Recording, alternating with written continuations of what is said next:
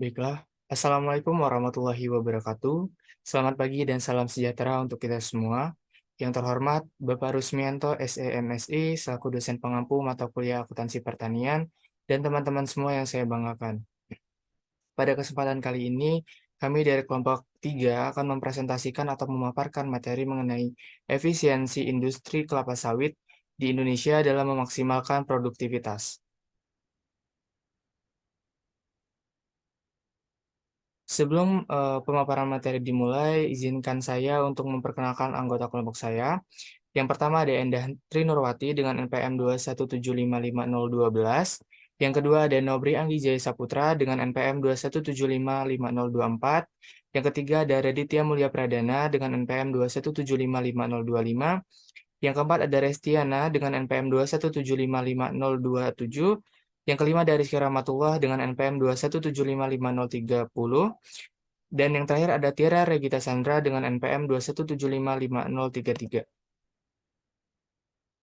Pada pemaparan materi kali ini, kita akan membahas mengenai latar belakang yang kedua itu statistik deskriptif pabrik kelapa sawit di Indonesia, yang ketiga ada efisiensi pada perusahaan, dan yang keempat ada efisiensi teknik pabrik kelapa sawit di Indonesia. Untuk materi yang pertama akan disampaikan oleh Saudara Nobri. Kepada Saudara Nobri dipersilakan.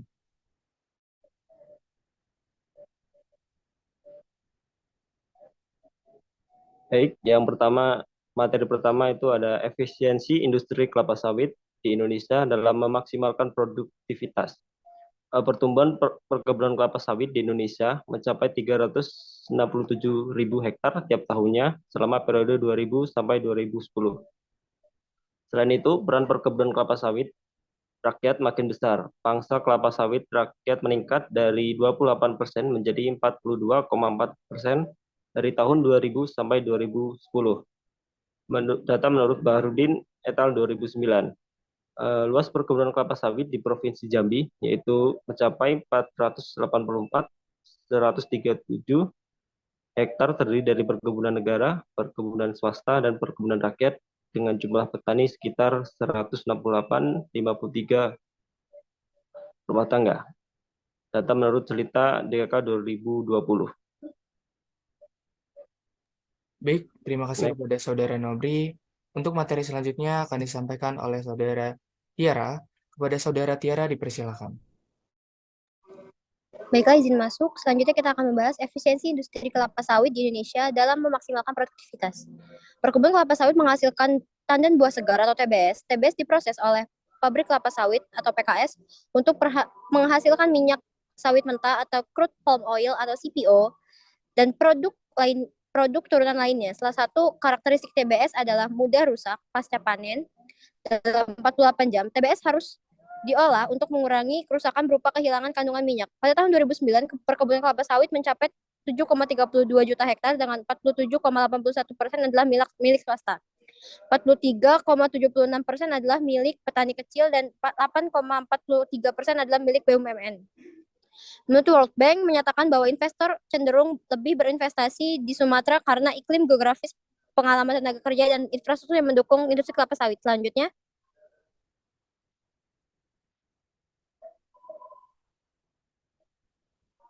statistik deskriptif pabrik kelapa sawit Indonesia.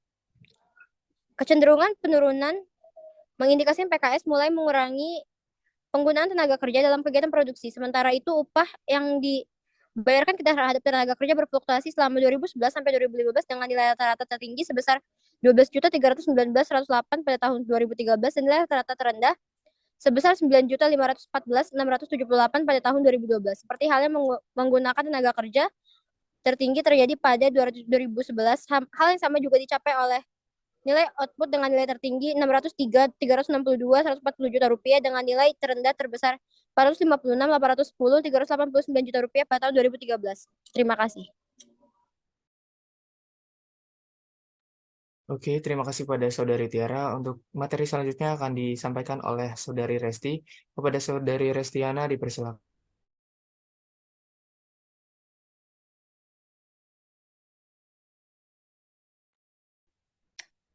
Untuk selanjutnya adalah efisiensi pada perusahaan. Efisiensi terdiri atas efisiensi teknis dan alokatif. Efisiensi teknis adalah kemampuan mendapatkan output maksimum dari input yang digunakan. Efisiensi alokatif adalah kemampuan menggunakan proporsi input yang optimal dengan harga dan teknologi yang dimiliki. Kombinasi keduanya disebut efisiensi ekonomi. Efisiensi penting dalam produksi karena mempresentasikan kemampuan teknis manajerial perusahaan dalam menghasilkan barang atau jasa. Selanjutnya, efisiensi teknis pabrik kelapa sawit di Indonesia. Menurut Stephen DKK tahun 2018, faktor yang diduga mempengaruhi efisiensi adalah faktor manajerial dari PKS. Faktor lain yang mempengaruhi efisiensi menurut Stephen DKK tahun 2018 yaitu BUMN, swasta, nasional, swasta asing, ekspor, dan lain-lain. PKS milik swasta asing, PKS yang melakukan ekspor, dan PKS yang beralokasi di pulau ini. Secara positif dan signifikan mempengaruhi efisiensi. Berdasarkan kepemilikan modal, PKS milik swasta asing berpengaruh signifikan terhadap nilai efisiensi PKS nilai positif. Baik, terima kasih kepada Saudari Restiana. Untuk materi selanjutnya akan disampaikan oleh Saudari Endah. Kepada Saudari Endah dipersilakan. Selanjutnya, efisiensi teknis pabrik kelapa sawit di Indonesia. Klasifikasi manajerial berdasarkan lokasi terbagi atas PKS yang berlokasi di Sumatera, Kalimantan, dan di luar Sumatera dan Kalimantan lainnya.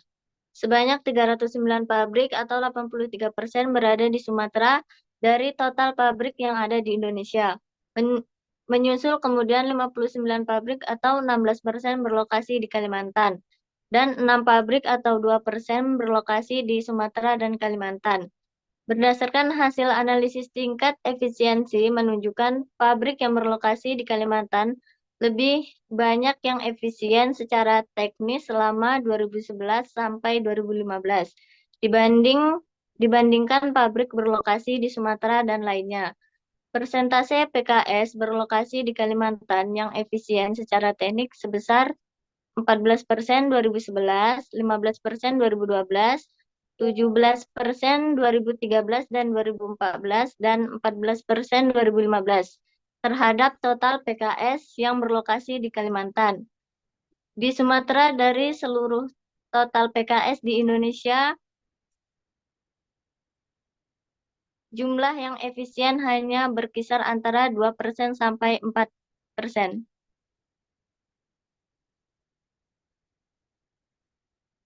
Oke, baik. Terima kasih kepada Saudari Endah. Untuk materi selanjutnya akan disampaikan oleh Saudara kepada Raditya, dipersilakan. Baik, selanjutnya yang itu efisiensi teknis pabrik kelapa sawit di Indonesia. Berdasarkan klasifikasi kepemilikan modal bahwa pihak swasta nasional menguasai sebaran PKS sebesar 66% dari total PKS di Indonesia yang disusul oleh kepemilikan negara sebesar 22% dan swasta asing sebesar 12% dan PKS kepemilikan negara tidak ada satupun yang efisien pada tahun 2013 dan 2015. PKS milik negara merupakan pabrik yang sudah lama didirikan dibandingkan swasta nasional dan asing. Untuk meningkatkan kemampuan, manajerial diperlukan agar dapat mempertahankan eksistensi pabrik serta bersaing dengan PKS milik swasta nasional dan asing. Oke, baik. Terima kasih kepada Saudara Radit yang telah menyampaikan materinya. Untuk selanjutnya, kesimpulan yang dapat diambil dari materi ini adalah faktor yang dapat mempengaruhi efisiensi industri kelapa sawit di Indonesia, yaitu BUMN, swasta nasional, swasta asing, ekspor, dan lain-lain. Berdasarkan kepemilikan modal, swasta asing menunjukkan kemampuan manajerial yang lebih baik dan mengelola CVO dibandingkan pabrik milik swasta nasional dan negara. Penggunaan teknologi terbaru menjadi dasar swasta asing mampu berdaya saing dan mempertahankan eksistensinya. Oke, mungkin sekian materi yang dapat kami sampaikan. Kurang dan lebihnya kami mohon maaf. Kepada Allah kami mohon ampun.